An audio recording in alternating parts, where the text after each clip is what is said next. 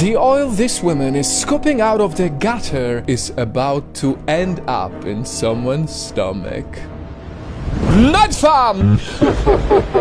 I am here to crush your appetite and see if you will still dare to eat some of your favorite foods after you see how some people make them. Let's start with a classic. It's time to ruin fried chicken for you. The oil you just saw? In some places in China, that is the same oil used to soak your crispy, yummy fried chicken. I'm not joking. There are companies who buy used oil from sewers, large factories, and even industrial lubricant plants. Still finger-licking good? Or maybe oil-puking bad? Or perhaps you would like some sauce with that, because next is the Indian sauce used to spice up any dish. Chutney. Coconut, mint, mango. There is one for everyone. But would you still eat this mouth-watering chutney if you knew where it got its water?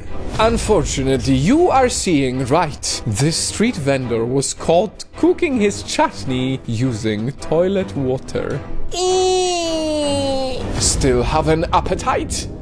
Let me fix it with some greens. La la la la la. Healthy, clean, fresh. Doctor's recommended choice, right? Let's test it out. If you went to buy vegetables and saw these options, which ones would you pick for yourself? Let me guess. These. You're not alone. Many shoppers pick the brightest green, hoping to give their bodies the best. But really, some street vendors use synthetic dye to trick your eye, and they have been caught doing it.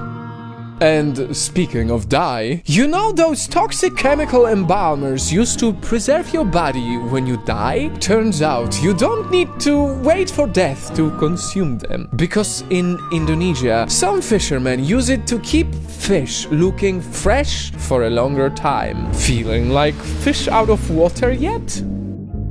I know this sounds crazy, but we are not done yet. Because no meal would be complete without some dessert. Last on our list of foods I wonder if you will still eat if you knew how they have been made by some people is pastry. And for your pastry needs, these men are ready to knead. Just not with their hands or any machine, but with their very own feet. Unfortunately, in some places in India and Bangladesh, bread factories do not have machines. So not only do they make bread on floors, they also give it a personal touch.